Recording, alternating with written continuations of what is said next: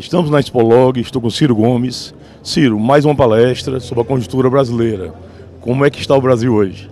A situação estrutural do Brasil é muito crítica. Nós chegamos no limite do que podíamos fazer da mão para a boca, que é o que infelizmente tem orientado a política pública central no Brasil, embora possa se esperar para os próximos 12 meses uma discreta melhora. Mal comparando, é como se você tivesse descido uma escada de 10 andares, 10 degraus, e nós vamos recuperar um degrau.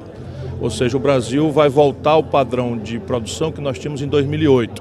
Não deixa de ser uma reversão de um quadro que desceu 10 degraus. Porém, não responderá ao drama do emprego, não responderá ao drama do colapso fiscal do país, não há arrecadação suficiente para financiar e o país projeta déficits estruturais muito graves que imediatamente explodem na trajetória da dívida pública, que sinalizam para uma reversão, se algo estrutural não for feito, dessa própria tendência de taxa de juros para baixo.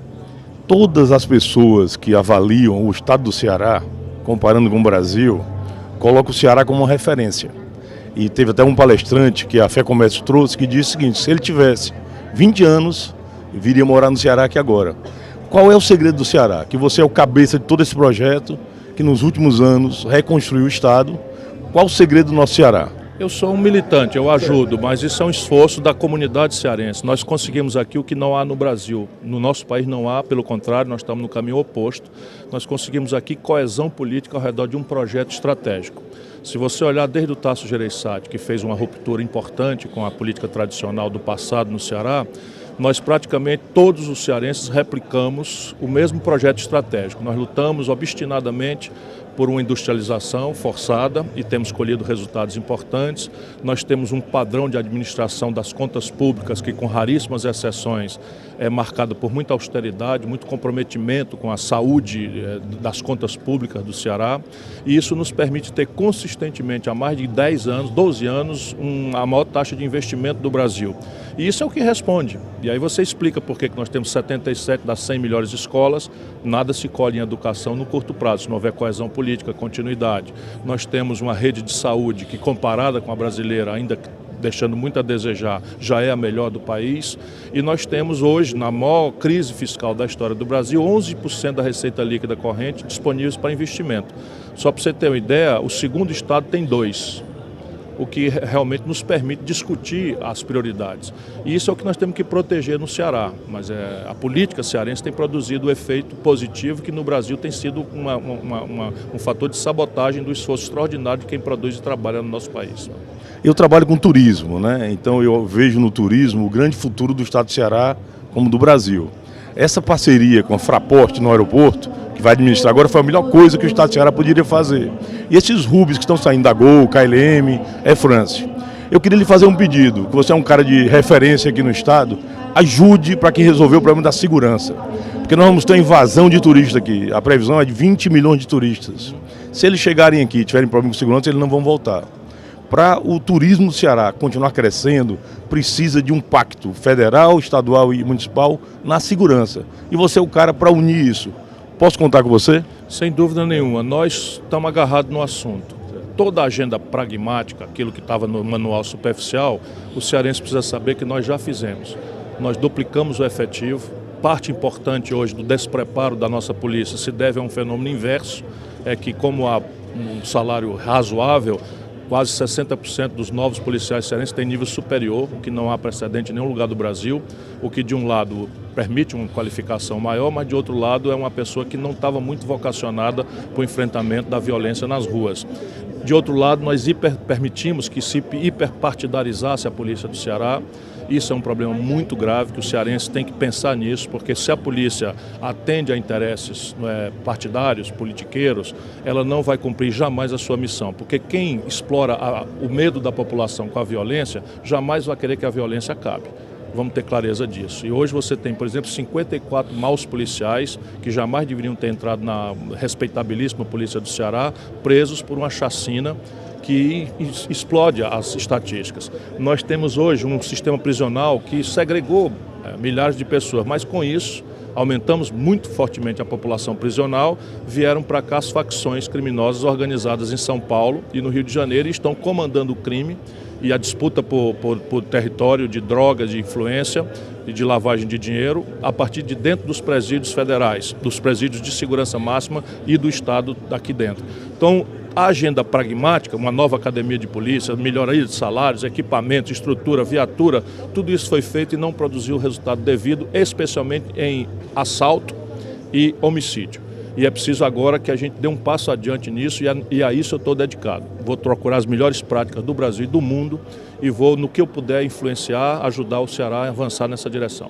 Eu sei que você é um grande administrador, porque eu participei da sua principal obra, foi o Canal Trabalhador. Nós convivemos ali uns 4, 5 meses, foi uma obra top, difícil, complicada, mas foi bem executada. Então eu acho que você tinha que se dedicar mais exatamente em cima disso. O Ceará está muito bem. Independente de Brasil, se você for o próximo presidente, vai ser ótimo para o Ceará e vai ser ótimo para o Brasil. Mas mesmo que não seja, mesmo que não dê certo esse projeto maravilhoso, olhe para o Ceará, porque o Ceará é a bola da vez, eu não tenho dúvida nenhuma. Aqui é meu lugar, aqui é minha família, aqui é minha tribo, aqui é minha nação. E eu pode acreditar, onde quer que eu esteja, ou na política nacional, ou como um mero cidadão, eu sempre estarei dedicado a devolver aquilo que o Ceará me deu tão generosamente. Eu só sou o que sou a vida inteira premiado como fui, e eu não esqueço um dia sequer de que eu devo isso ao cearense. Bom dia a todas e a todos. Eu quero cumprir aqui um rápido protocolo, com muito prazer, cumprimentando a todas e a todos que me distinguem com a sua atenção nessa manhã, nas pessoas do secretário de Desenvolvimento Econômico do Estado do Ceará, César Ribeiro, do jovem presidente da Ceará Portos, Danilo Serpa, do diretor da Termarco Logística, em nome de todos os expositores e empresários, Carlos Maia, do João Bosco Freitas Cordeiro, presidente da FUNCEP, do Mário Lima Júnior, meu amigo velho, presidente da ZPE, do Ricardo Parente, presidente da ACIP, diretor da ZPE, e da ENID, que é a nossa organizadora da Expolog, a quem agradeço mais uma vez o privilégio do convite. Eu estou encarregado de conversar consigo ao redor de 40 minutos sobre a questão conjuntural da economia brasileira e, sem ser minha expertise, especular um pouco sobre o impacto dessa análise sobre a questão da logística. E eu tenho pedido aos auditórios que me distinguem com a sua atenção para que a gente se proteja um pouco desse ambiente apaixonado, odiento, que tenta nos dividir aos brasileiros numa miudice na qual o Brasil não cabe. Nessa ideia de que o Brasil hoje é um país que tem que optar entre ser coxinha e mortadela. O Brasil é um país muito mais complexo, muito mais difícil, muito mais maravilhoso do que esta redução miúda quer nos impor. Isso foi muito conveniente pela mesquinharia de uma certa política de São Paulo que, entre eles, repartiam uma alternativa ao longo dos últimos 20 anos no Brasil. Só que a situação do país hoje pede uma conversa, um diálogo muito diferente disso.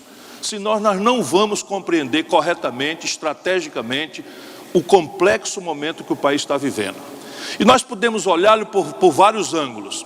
Eu vou fazer aqui um primeiro ângulo de curtíssimo prazo, que é um pouco a encomenda dos auditórios mais angustiados com o dia a dia, e em seguida, se me permitem, a gente vai procurar entender as causas dessa análise de curto prazo num esforço mais analítico, mais histórico, mais estratégico, sempre com a melhor intenção de abrirmos um diálogo sobre o por-fazer, que é o que se impõe ao pensamento nacional brasileiro, e deveria a sociedade civil brasileira, o empresariado, os trabalhadores, a academia, impor ao mundo político que esse fosse o método do debate e não essa mesquinharia miúda, odienta, de coxinhas e mortadelas. Pois bem, por mais que a gente tenha sinais, e haverá sinais de alguma melhora no ambiente econômico do país, esses sinais, eles são, mal comparando, aqueles sinais que nós teríamos se, depois de termos sido forçados a descer 10 degraus numa escada, nós agora não estivéssemos mais sendo empurrados para descer o 11º e estivéssemos quase que autorizados a subir um degrau. Mas o segundo degrau já não será possível crescer. Mal comparando, é como se o Brasil hoje estivesse voltando ao patamar de sua vitalidade econômica que tínhamos em 2008. Em termos absolutos, veja o tamanho da tragédia coletiva, sob o ponto de vista estratégico, econômico. O Brasil está hoje no nível de atividade econômica que tínhamos em 2008. Ou seja, de 2008 a 2017, quase 10 anos, nós praticamente retrocedemos. E isso impõe ao momento presente do Brasil 3 interdições, cada qual a mais letal, a não sustentar qualquer propaganda de que nós voltamos a crescer sustentadamente. O Brasil está proibido de crescer sustentadamente enquanto nós não encontrarmos uma equação para cada uma e para as 3 gravíssimas interdições, cada qual a mais letal para as nossas perspectivas de crescimento econômico sustentado no tempo. Primeiro, só em ordem de apresentação, não estou hierarquizando a gravidade de cada uma delas. Primeiro, o excessivo e único na história endividamento das famílias e das empresas. Neste momento, por essa sequência de juro alto, como resposta estúpida, na minha opinião, para preços que mudam pela variação da taxa de câmbio, ou para preços que mudam em função de decretos governamentais, os chamados preços administrados, como é o caso, por exemplo, desse momento, toda a inflação projetada para os próximos 12 meses, ao redor de 3% por alguns indicadores, se devem fundamentalmente a preços administrados pelo governo. Relevantemente, gás de cozinha, gasolina, óleo diesel, etc, etc. Os preços livres ainda estão se deflacionando como sintoma da depressão econômica estrutural que o país está vivendo. Pois bem, esse excesso de juro alto por longos prazos, praticamente neste momento colapsou a economia das famílias e a economia das empresas. Os números são chocantes. Nesse momento, fala-se em 40 milhões de brasileiros com o nome negativado no SPC. 40 milhões de brasileiros negativados no SPC. E eu mesmo fui olhar o balanço das empresas de capital aberto, que é público, esses balanços são públicos, simplesmente demonstram, sem exceção, que todas as empresas brasileiras, ao longo do último semestre, não fizeram caixa suficiente para honrar a parcela vencida do seu passivo com os bancos. Ou seja, as empresas não estão fazendo lucro, estou falando caixa.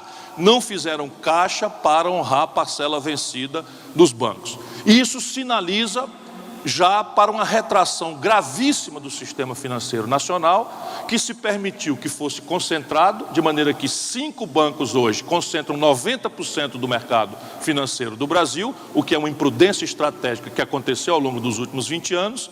Basicamente, Itaú, Bradesco, Banco do Brasil, Caixa Econômica e Santander concentram 90% do sistema financeiro. E neste momento de inadimplência pesada, estrutural, os bancos não estão renovando o papagaio de ninguém. Na Praça de São Paulo, que é a principal, ninguém paga ninguém. Não se renova mais papagaio nem de pequena monta. Isso já impôs ao balanço dos bancos 600 bilhões de reais, que é muito dinheiro em qualquer língua do planeta, 600 bilhões de reais de crédito de recuperação duvidosa estão contabilizados no sistema financeiro do Brasil. Portanto, aqui está a primeira grande interdição, porque sem investimento privado não é provável que se sustente no tempo qualquer tipo de desenvolvimento. Segundo, o colapso fiscal do país não tem precedente. Ou seja, as finanças públicas chegaram a um limite de colapso que, a despeito da retórica oficial, simplesmente vivencia hoje o pior momento histórico. Nesse momento em que lhes falo, anualizados os últimos 12 meses, de hoje, novembro a novembro do ano passado, nós estamos nos aproximando de perigosos 180 bilhões de reais de déficit primário. Déficit primário, ou seja, a diferença entre o que o governo arrecada e o que o governo gasta, excluído o pesadíssimo serviço da dívida, que é, nesse mesmo período de 12 meses, de 482 bilhões de reais. Então, somemos 482 bilhões de reais que vencem entre serviço e principal, mais 179 bilhões de reais de déficit primário, nós estamos começando a nos aproximar de girar 1 trilhão de reais no passivo público do país. Vamos começar a ouvir falar em trilhão de reais, né? O que já traz um elemento muito estranho, porque a dívida pública brasileira está ao redor de 3 trilhões e 700 bilhões de reais. E se o volume a ser girado é esse, ele se aproxima de 20%, quando nem a Selic da Dilma, de 14,25, jamais foi a 20%. Então já tem uma estranheza aí, que é esse negócio de pré-pós-fixado, de operação de swap cambial, de operação de Banco Central que está fazendo uma coisa absolutamente fraudulenta, chamada operação compromissada. Evidentemente que eu sou informado, eu sei que o que eu estou falando aqui é quase grego para a média do pensamento da população brasileira. Mas nós precisamos pedir a Deus que ilumine esse grego, porque ou nós ajudamos o povo a entender isto, ou será vã mentira, mistificação grosseira, aquilo que é a promessa que o povo espera.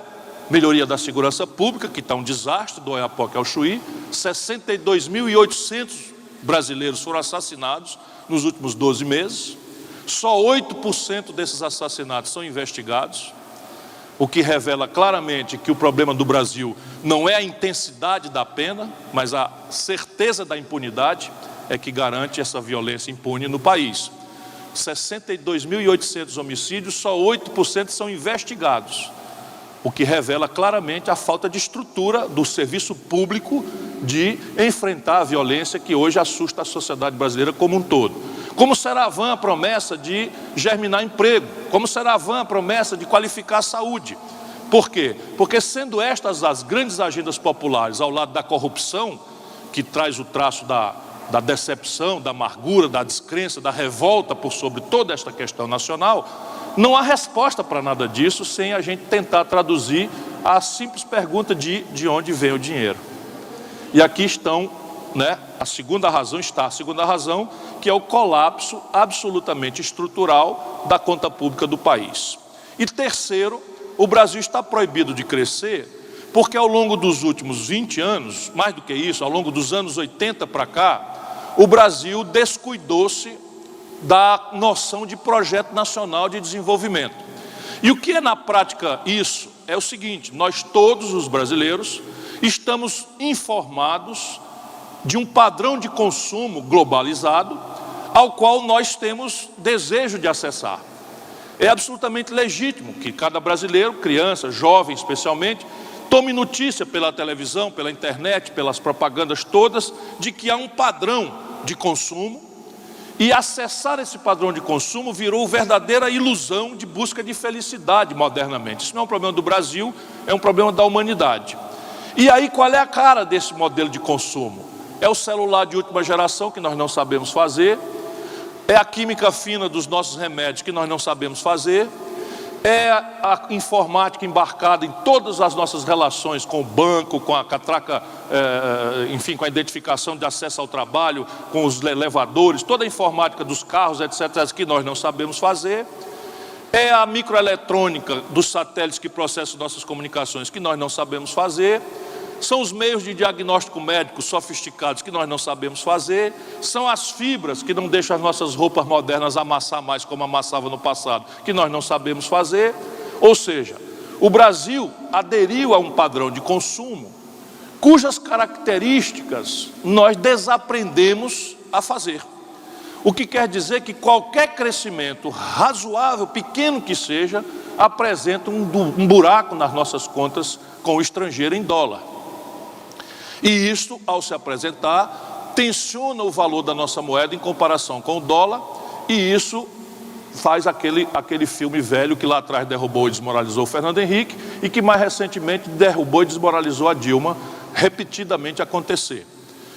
Isto aqui é, vamos dizer, a conjuntura presente no Brasil. Volto a dizer, na medida em que o governo baixa a taxa de juros, embora ainda esteja consistentemente, em termos absolutamente inexplicáveis, altos, mas na medida em que saiu de 14,25 para 7,5, na medida em que alguns setores oligopolizados, mais sensíveis a crédito, começam a recuperar a capacidade instalada ociosa, nós temos um sintoma de recuperação que vai ser propagandeado muito fortemente, inclusive porque o ano que vem é um ano eleitoral, mas é uma ilusão de ótica. Volto a dizer, é uma escada de 10 degraus que nós descemos e nós vamos subir um degrau. Quando eu recupero um pouquinho a economia, o primeiro passo não investe, não aumenta a minha capacidade de produzir, apenas ocupa uma fração da capacidade instalada ociosa que eu estava deprimido. Mas eu passo a produzir 72 geladeiras. Então, vamos dizer o seguinte, estava vendendo 70, passei a vender 72, estamos de volta ao crescimento. Não é verdade. Nós estamos no primeiro degrau de 10 degraus para voltar ao que estávamos em 2008. E agora? Bom, agora talvez caiba a gente conversar um pouco sobre o que produziu isso. Qual é a estratégia que nós tínhamos que elaborar para sair disto? E esse, penso eu, deveria ser o grande debate nacional presentemente. Eu sustento para discutir que tudo isso que está acontecendo é consequência da contradição de um projeto nacional que o Brasil praticou dos anos 30 aos anos 80, da sua contradição e da sua morte. E da nossa incapacidade desde 80, seja por emergências, fogueiras terríveis que nos obrigaram a derivar nossas energias para atacar essas emergências, seja pela incapacidade mesmo que o estamento político nacional tem revelado de superar as simplificações grosseiras que a ideologia internacional da plutocracia, do banco, da grande finança estrangeira, impôs para nós como solução simples e tosca para um problema complexo. Se vocês concordam com isso, eu descrevo essa contradição do modelo e explico as razões do colapso, e isso nos trará então a conclusão da reflexão de hoje de manhã, que é a pista do que deveríamos fazer para o futuro e seu impacto na logística. Eu sustento que o modelo que trouxe o Brasil dos anos 30 aos anos 80 explica o Brasil que temos aí fora por bem e por mal, a sua contradição e a sua exaustão. E o que é esse modelo? Em 1930 houve uma revolução modernizante no Brasil. E essa revolução tinha vários objetivos, mas o primeiro grande objetivo estratégico era um confronto contra a oligarquia rural, assentada no latifúndio, na monocultura do café lá para baixo e da cana-de-açúcar aqui para cima. Uma elite absolutamente aristocrática, muito agarrada ao escravismo renitente, que depois da abolição da escravatura proclamou a República como uma vingança contra a abolição da escravatura e substituiu essa mão de obra escrava pela mão de obra migrante desesperada pelas convulsões sociais e bélicas que aconteceram no território europeu e em alguns espaços do Oriente. Pois bem, este Brasil era um Brasil rural. 82% do povo brasileiro em 1930 moravam no campo e vivia de uma agricultura primária de subsistência, ou seja, as pessoas produziam para comer. E os excedentes, vamos dizer, exportáveis, eram extraídos da monocultura, da cana-de-açúcar e do café, como eu já falei. Nesse cenário, os revolucionários de 30, replicando um ideário intelectualmente sistematizado por um grande economista internacional chamado Keynes, que, aplicado empiricamente pela primeira vez como resposta ao colapso da depressão de 29, a quebra da Bolsa de Valores dos Estados Unidos de 29, que até aquela data era a maior crise da história do capitalismo mundial, que parecia negar o próprio capitalismo, o presidente Roosevelt elabora um mecanismo de economia política, inspirado em Keynes, que basicamente chamou-se de New Deal, lá nos Estados Unidos, basicamente replicava uma ideia intelectualmente não experimentada ainda, de que o que era bom para a economia era uma associação entre um Estado energizado e o empresariado, mesmo em crise, capaz de impor ao processo de desenvolvimento o talento da iniciativa privada. É evidente que logo imediatamente se chamou a universidade como resposta técnico-científica a esse desafio. Mas a lógica aqui era uma economia mista. Nem o estatismo do marxismo-leninismo, nem o liberalismo turbinado do Adam Smith. Então a ideia era associar o Estado, especialmente como resposta, como uma turbina artificial que se acostaria ao sistema produtivo, vamos dizer, que tinha implodido, para que o capitalismo se reanimasse.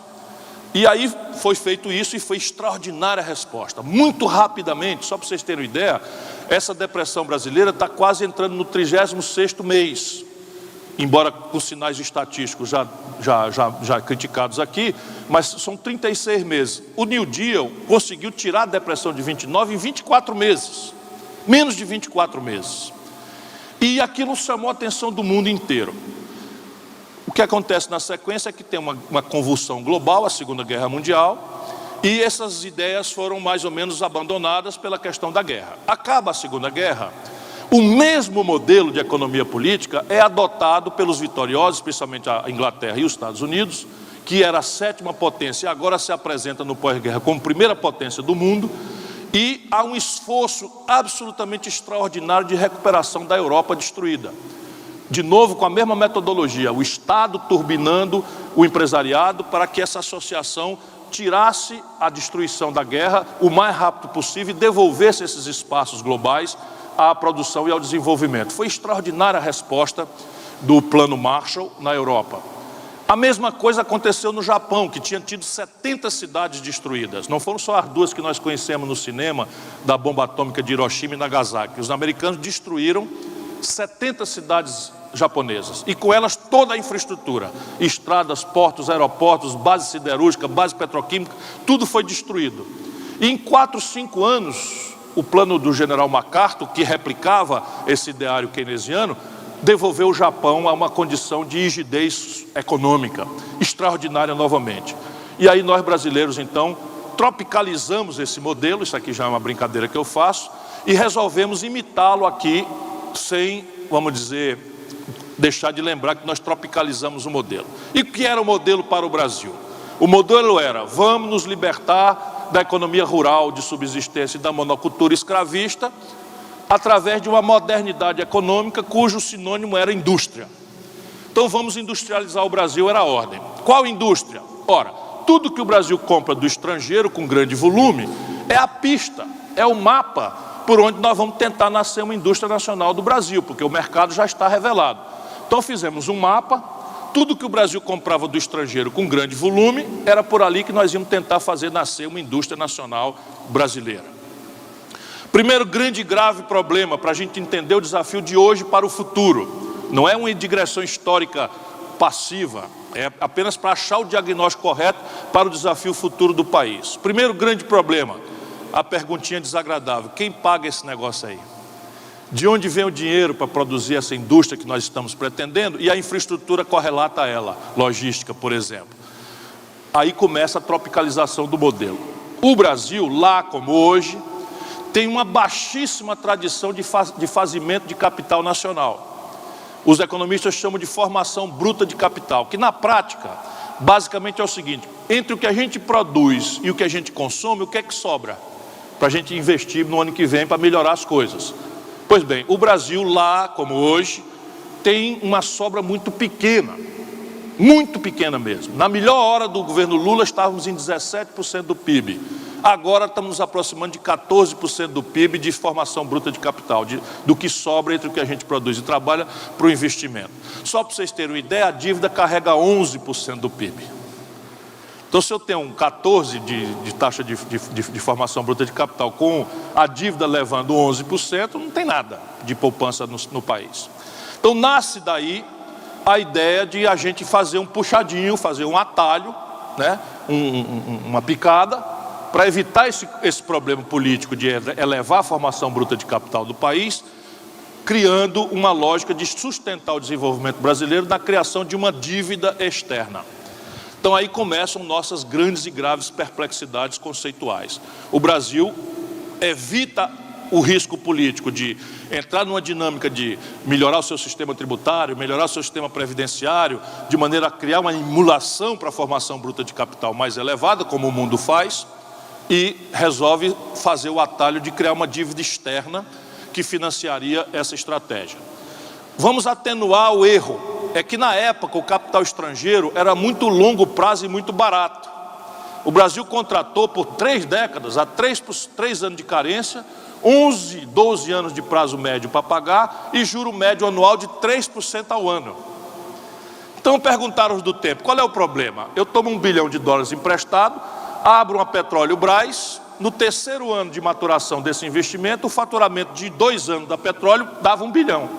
E eu ainda tinha mais 10 anos para frente para pagar. Então qual era o erro? Danamos a tomar dinheiro emprestado no estrangeiro, barato e de longo prazo, e abrir o Brasil Brás. Petróleo Brás, aço Brás, telefone Brás, eletricidade Brás, estrada Brás, tudo mais Brás, que é a produção do Brasil moderno que nós almejamos naquela época. Não só por estatais, mas também por manipulação de câmbio, por renúncia fiscal, por subsídio, crédito não retornados, etc, etc. Nós fomos criando, inclusive, uma parceria privada com uma burguesia nacional nascente, comprometida com esse ideário nacional desenvolvimentista, que foi o nome que se tomou afinal. Pois bem, este modelo, para o lado do bom, produziu a 15ª economia industrial do planeta. É muito bom em tempos de depressão coletiva, de descrença nas forças do país, que é um momento terrível, que especialmente pesa sobre o jovem brasileiro, que a gente recupere esse exemplo da nossa própria história. É do Brasil, falar igual agora o Galvão Bueno, é do Brasil, até o presente momento nós vamos ser superados pela China, o campeonato mundial de crescimento acelerado e complexo da história do capitalismo mundial. A China vai nos tomar esse lugar, mas o Brasil saiu do nada e virou a 15ª economia industrial do mundo em apenas 30 anos e meio, 35 anos, 3 décadas e meia.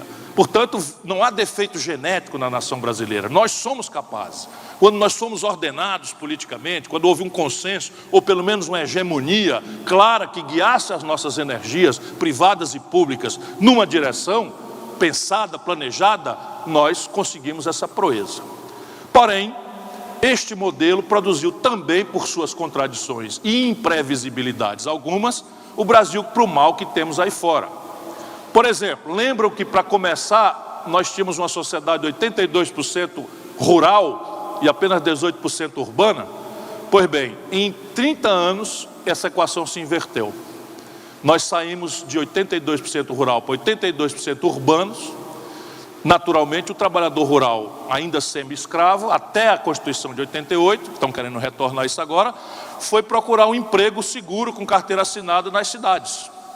E isso não há precedente na história da humanidade, porque a China, que está crescendo agora, regula autoritariamente os fluxos demográficos dentro do seu território. Então, um camarada não pode sair do sertão da China, pegar um pau de arara e morar na periferia de Xangai, num casebre que ele puxou ali, numa área de preservação.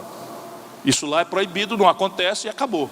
No Brasil, nós não tínhamos planejamento de nada, hiperfavelizamos as cidades, criamos um constrangimento, um colapso urbano, de onde derivam, por exemplo, a raiz desse problema de segurança. São verdadeiros territórios apropriados por um certo baronato do tráfico e das facções criminosas, e não há acesso, e a população no entorno é obrigada por um misto de terror e clientelismo a fazer acordos com essa base, né, do crime organizado. Isso é um problema gravíssimo, mas está aí a semente disso. Segundo, e mais grave, é que ao por 3 décadas, 4 décadas, empatarmos capitais públicos, estatais, fundando uma dívida a futuro, nós concentramos renda dramaticamente. O Delfim Neto, em 73, cometeu uma frase que, sendo muito cínica, é muito sincera. Dizia o Delfim, primeiro preciso fazer o bolo crescer para depois dividir. Então nós produzimos a pior concentração de renda do mundo. Não há precedente, meus compatriotas brasileiros, cearenses, gente querida. Eu estou fazendo neste momento da minha reflexão uma palhaçadinha para a gente ver se a gente acorda, se a gente se toca. Vou fazer de novo. Nesse momento, hoje no Brasil, 6 brasileiros, 6, não é 6 mil nem 600 mil, é 6 brasileiros tem a fortuna somada equivalente à renda de 100 milhões de brasileiros mais pobres. Nós somos 206 milhões de habitantes, 6 brasileiros hoje acumulam fortuna equivalente às posses, à renda de 100 milhões de brasileiros. Não há nada parecido na humanidade. Todo mundo está piorando. A perversão neoliberal está empobrecendo a América, está agudizando as desigualdades, mas nunca ninguém foi tão selvagemente, tão longe como o Brasil. 6 pessoas terem fortuna equivalente à renda de 100 milhões de pessoas. Isso aqui ninguém precisa ser socialista para denunciar. A grande questão é qual é o mercado de consumo, base do capitalismo de massa, o capitalismo moderno que se afirma no consumo de massa. Qual é o capitalismo moderno que se afirma no consumo de massa, em que 100 milhões de potenciais consumidores têm renda equivalente a 6? Percebe? Essa é uma questão capitalista, não é uma questão socialista, não é uma questão muito menos de comunismo. Isso é tudo grande besteira. Qual é o pulo estratégico que o Brasil daria se a nossa renda fosse melhor distribuída? A massa de consumidores que emergeria a alargar dramaticamente a escala de todos os negócios. E isso é o que a gente precisa introduzir no imaginário, no debate do nosso país, na direção oposta do que se está fazendo nacionalmente. Porém, este não é o grande problema. O modelo já tinha essa contradição, mas ele morreu. Morreu de morte morrida, ando repetindo, e de morte matada. E é preciso esse exagero retórico para a gente se livrar da memória, do saudosismo que campeia em certos flancos da esquerda, do pensamento que parou de ler no Brasil. Morreu de morte morrida por quê? Lembram qual era o fluxo originário da energia que sustentava o sistema? Dívida externa de longo prazo e barato? Esse dinheiro sumiu da realidade humana, não existe mais. Virou o que os americanos chamam de smart money, que em tradução literal quer dizer dinheiro esperto. Na prática é o seguinte: garotos de 20 e poucos anos, por detrás de uma tela de cristal líquido em Wall Street, em Nova York, arbitrando com o apoio de algoritmos gelados, frios, feito pelos computadores, ganhos especulativos de curto prazo, mundo afora em tempo real. 365 dias por ano, 12 meses por ano, 7 dias por semana, 24 horas por dia. Concretamente, o garoto senta ali e o algoritmo identifica que, por uma razão qualquer, um banco na Malásia está oferecendo juro de 15% ao ano para um empréstimo de 24 horas ou de 48 horas para curar uma liquidez ou para ele fazer uma operação casada. O garoto aperta ali uns botões no computador e tira 2, 3, 5, 7, 10 bilhões de dólares daqui para colar. De maneira que todos os países do mundo que basearam sua estratégia de desenvolvimento organicamente na dependência de fluxos internacionais de capital, morreram, quebraram. E essa gente que está nos governando hoje não aprendeu nada, porque são setentões envelhecidos que pararam de ler. Nada contra os sessentões, que eu estou chegando lá, acabei de fazer sessentão. Mas eu tenho um cuidado de não parar de ler. O que acontece? O que o Meirelles está fazendo? O Meirelles está fazendo toda esta amargura para ganhar confiança, e eles dizem isso, para que o investidor internacional volte a investir no Brasil. Ora, isto não existe mais, a não ser que o Brasil volte a ser um lugar rentável. A desindustrialização que está acontecendo no Brasil, basicamente, é capital estrangeiro indo embora.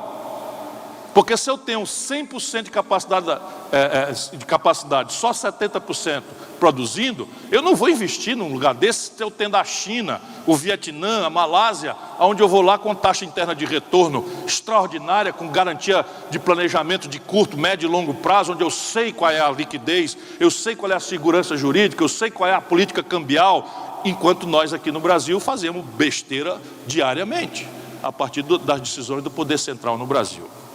Então, o modelo morreu por esta razão. Os fluxos internacionais de capital de longo prazo e barato, que era uma premissa orgânica do modelo, não existe mais. E isso aconteceu no ano 80, nós quebramos ali. Mas o modelo morreu também de morte matada, que é a sofisticação e a aceleração dos fluxos tecnológicos. Veja qual era a nossa estratégia: substituir importações. Qual era a premissa conceitual disso? Nós íamos sair atrasados, íamos imitar, íamos replicar um padrão industrial, portanto tecnológico, que alguém já tinha feito 10, 20, 15 anos na frente de nós. Então nós íamos imitá-los e íamos então ficar contemporâneos durante um tempo, porque os fluxos tecnológicos eram muito lentos e não tinham tomado a centralidade grave que tomaram essas questões tecnológicas na nossa decisão de consumo.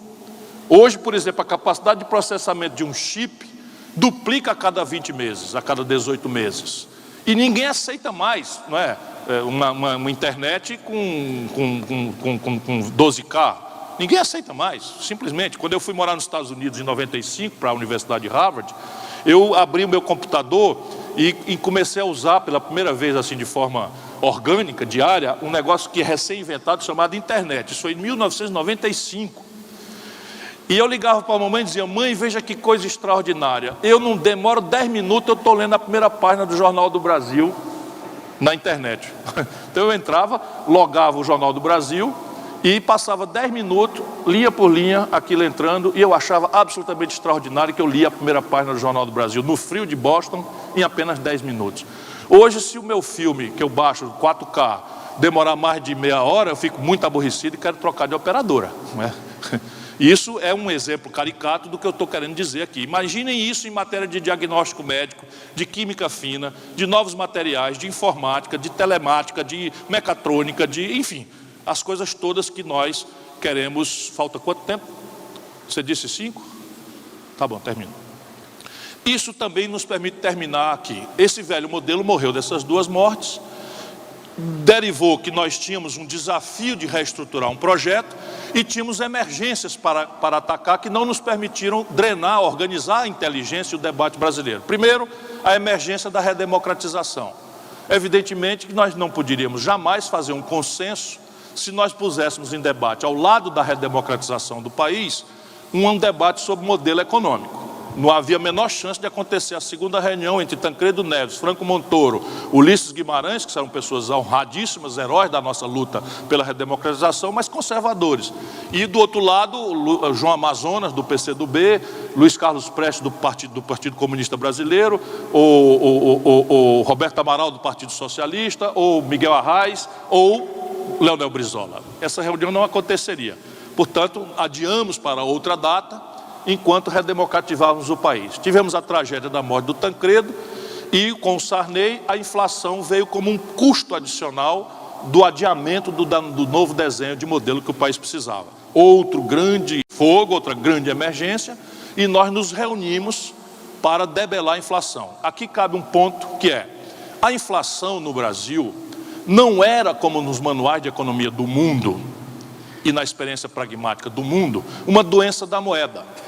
Porque, sendo uma doença da moeda, a inflação corrói a segunda razão de ser das moedas. A moeda é termo de troca, né? Eu compro uma bala e dou R$1, isso é o valor termo de troca. Mas a moeda também é reserva de valor. Então eu tenho um terreno, um apartamento e tal, mas eu tenho condição de estimar o meu apartamento em real, em dinheiro, e isso é a referência da moeda como reserva de valor. Se eu tenho uma doença que corrói a moeda como reserva de valor, imediatamente eu tenho um consenso político, uma ruptura, e isso aconteceu no mundo inteiro. No Brasil não.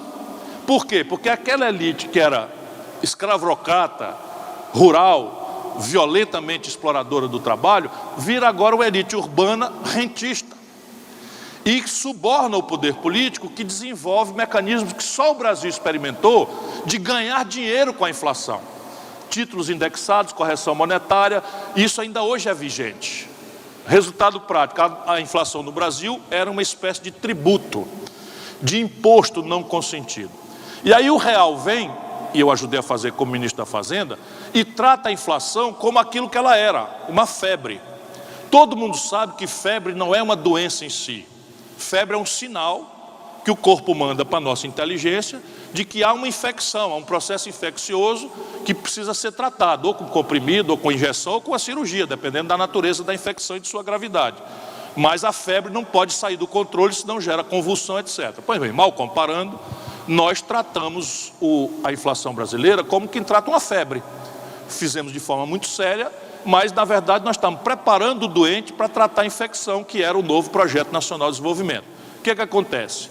O real teve um sucesso tão extraordinário, a febre acabou de um jeito tão espetacular, que o Fernando Henrique, eleito por essa força, leva o doente para a farra, leva o doente para o samba. Em vez de levar para a sala de cirurgia, leva o doente para o samba. E aí, por que isso acontece? Acontece, para a gente entender o desafio de hoje, porque, como era um imposto à inflação, na hora que ela acaba, a renda da população melhora instantaneamente.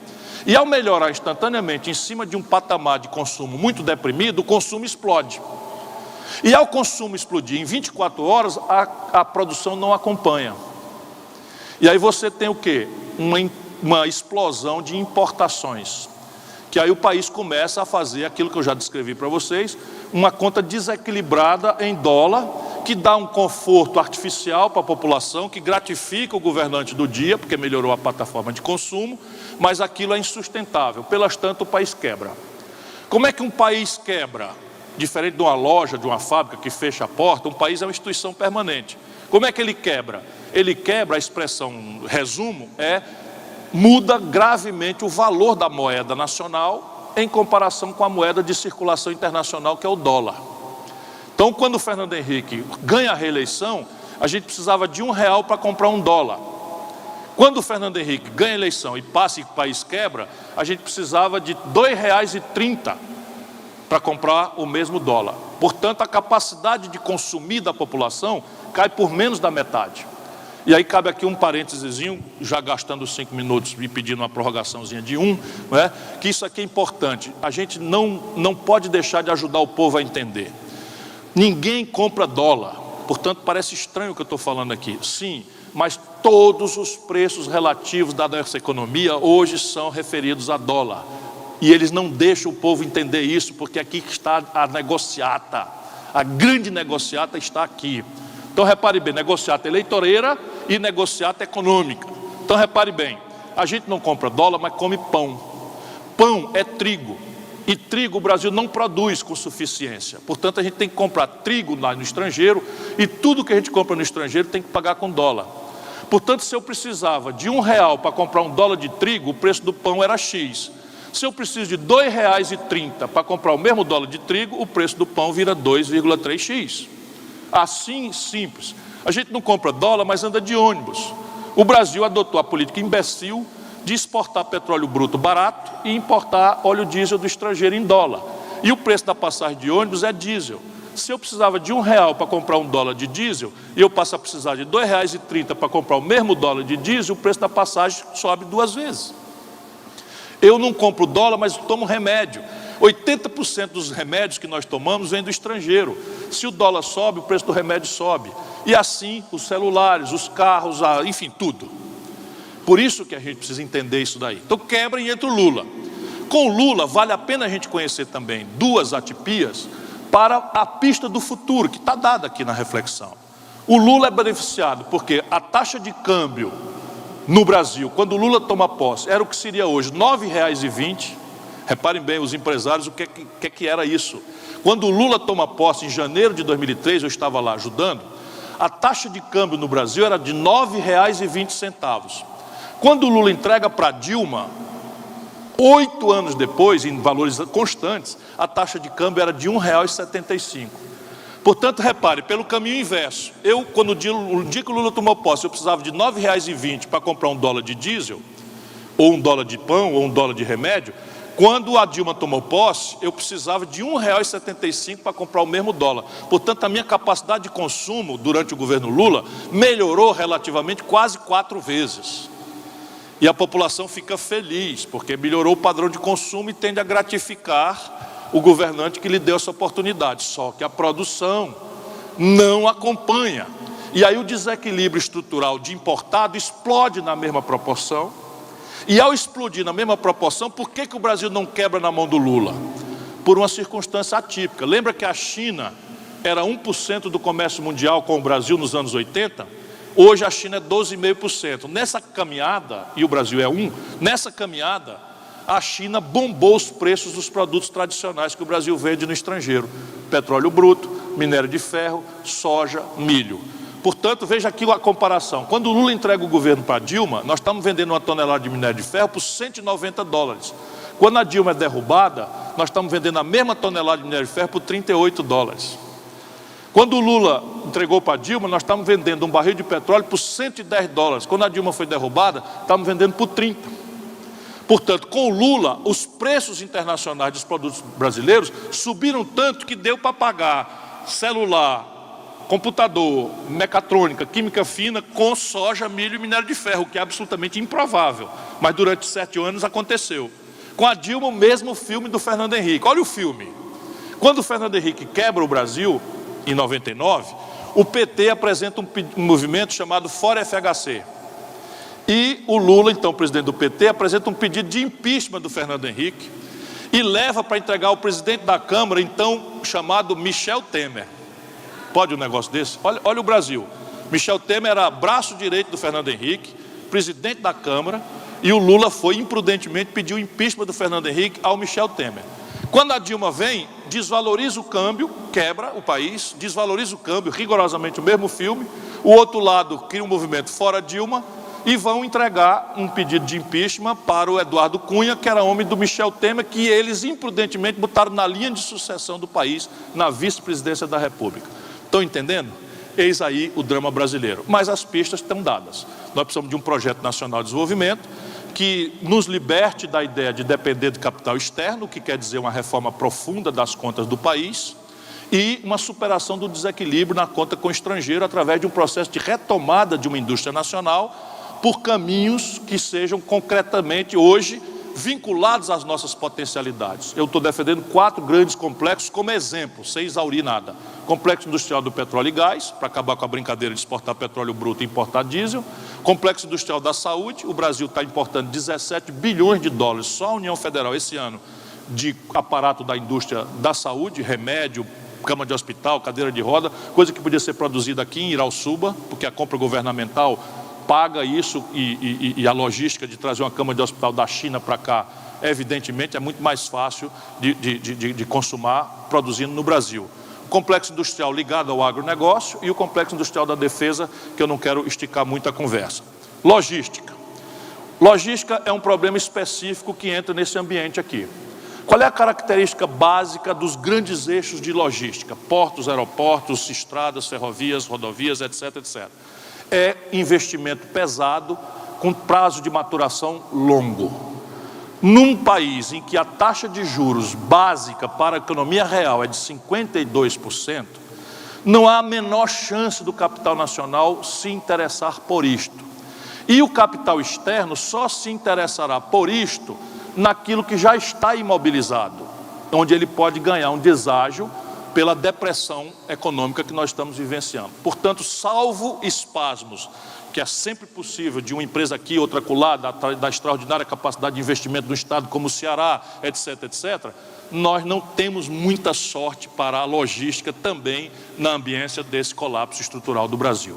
Evidentemente que nós temos que fazer o inverso, que é o velho keynesianismo agora adaptado aos tempos modernos. É preciso associar um Estado empoderado com a iniciativa privada, que sabe melhor do que ninguém, né, dar eficiência no entrechoque concorrencial da luta produtiva e convocar as universidades para o desenho técnico-científico desse novo modelo. Portanto, precisamos apostar na democracia e na autonomia do povo para impor aos políticos o debate dessas saídas. Muito obrigado por sua atenção.